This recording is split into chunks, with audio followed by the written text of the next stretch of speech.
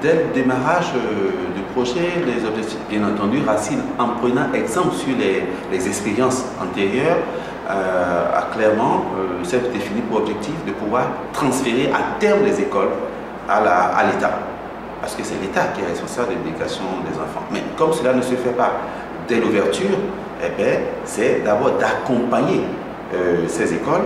Nous avons préféré privilégier l'option de transfert à l'État qui aujourd'hui nous garantit plus ou moins une sécurité et une durabilité de l'activité. Bien entendu, ce n'est pas si simple parce que entre le moment où l'école est construite et après le moment où l'État dit oui, je récupère et le fait à travers un acte qui est délivré par le Conseil consultatif de l'éducation, il faut beaucoup d'années.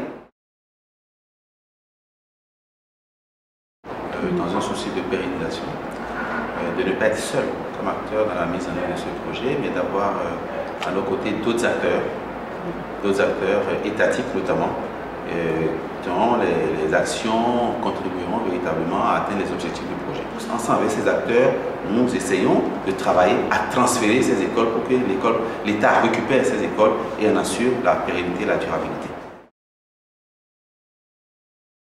En termes d'acteurs étatiques, il y a les circonscriptions scolaires qui sont les structures qui représentent les ministères de l'éducation à la base. Les circonscriptions scolaires sont essentiellement responsabilisées dans tout ce qui est, d'abord, dès le départ, la définition du profil des éducateurs que nous recrutons.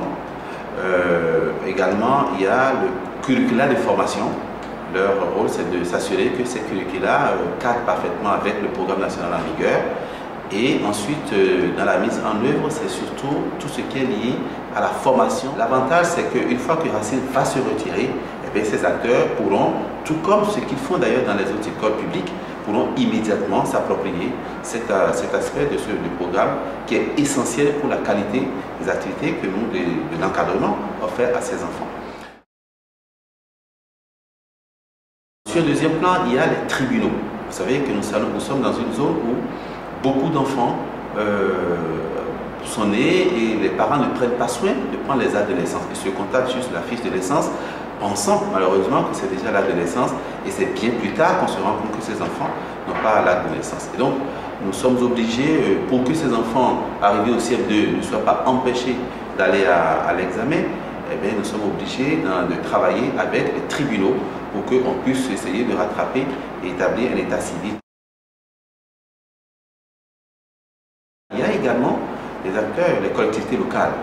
Nous sommes aujourd'hui dans une phase de décentralisation de l'éducation et les mairies ont un rôle essentiel dans la gestion des infrastructures. Et toujours dans un esprit de pérennisation, ils constituent des acteurs clés parce qu'une fois que Racine va se retirer, de l'autre côté, le ministère va assurer la permanence des enseignants, mais de l'autre côté, il faut l'entretien des infrastructures.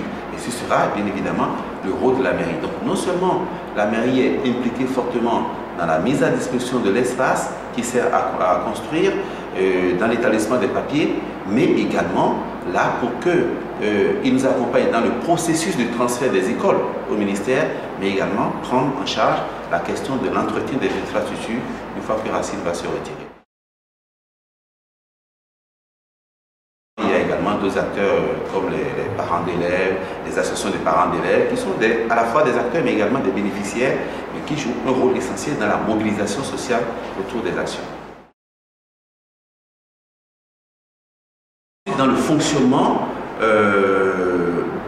disons que là il y a quelque chose à refaire parce que c'est comme si dès qu'ils sont impliqués, dès qu'ils prennent leur engagement, nous n'avons pas été attentifs à mettre en place des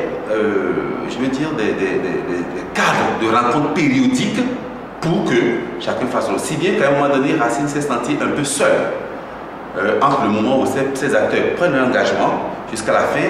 Racine gère un peu le quotidien et je pense que c'est peut-être là aussi que nous devions, s'il faut reprendre, il faut mieux contractualiser, mieux responsabiliser les gens et faire en sorte de les avoir tout au long du parcours.